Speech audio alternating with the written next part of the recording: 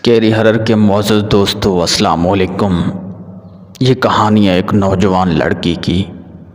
ایک رات ایک لڑکی اپنے گاؤں کے قریب جنگل میں گم ہو گئی۔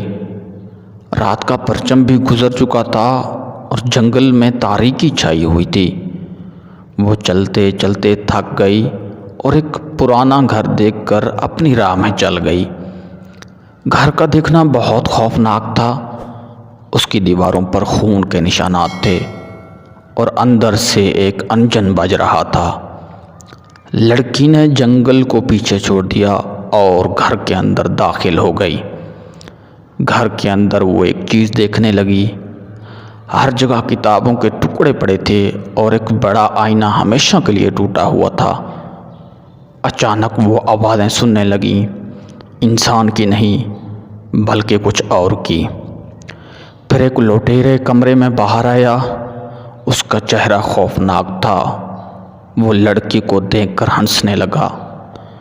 وہ لڑکی کو گرفتار کرنے کی کوشش کرنے لگا، مگر لڑکی نے ایک تھوک دی اور بھاگ کر باہر نکل گئی۔ جنگل میں وہ بھاگتے بھاگتے سانپوں کی آوازیں سننے لگیں اور اندھیرے میں وہ گم ہو گئی۔ ایک طرف انجن بج رہا تھا، دوسری طرف سانپ ہنس رہے تھے اور وہ چھپنے کی کوشش کر رہی تھی۔ اچانک ایک سایہ اس کے قدموں کے پاس آیا اور اس نے اپنا ہاتھ اس کی کمر پر رکھ دیا۔ وہ مدت دیکھتی رہ گئی اور پھر اپنی آنکھیں کھولی، لیکن وہ کسی کو نہیں دیکھ سکی۔ اس نے احساس کیا کہ وہ اکیلی نہیں ہے۔ لڑکی کا دل دھڑکنے لگا اور وہ چیختے ہوئے دوڑنے لگی۔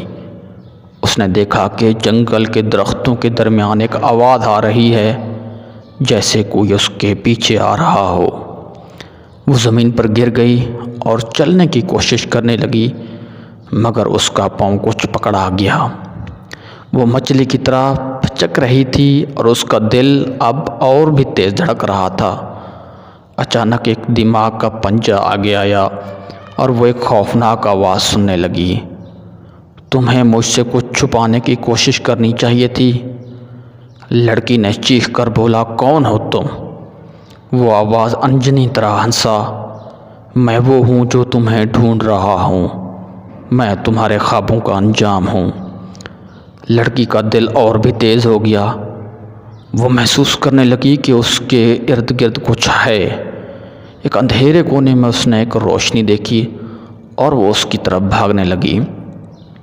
جب وہ وہاں پہنچی تو اس نے دیکھا کہ ایک چمنی پر ایک قدیم قبر کھڑی ہے۔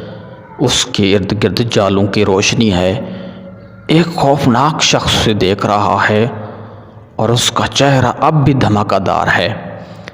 لڑکی کے رگوں میں خون گرم لہو دوڑ رہا تھا اور وہ جان بوجھ کر اس قبر کی طرف بھاگی۔ اس نے قبر کو کھولا اور اندر ایک خونی لاش دیکھی۔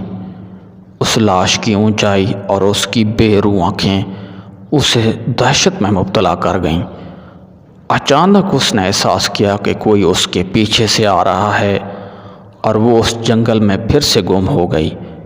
اس کا دل دھڑکنے لگا اور وہ سوچنے لگی کہ کیا یہ سب اس کی خوابوں کی تکمیل ہے یا کوئی اور حقیقت ہے۔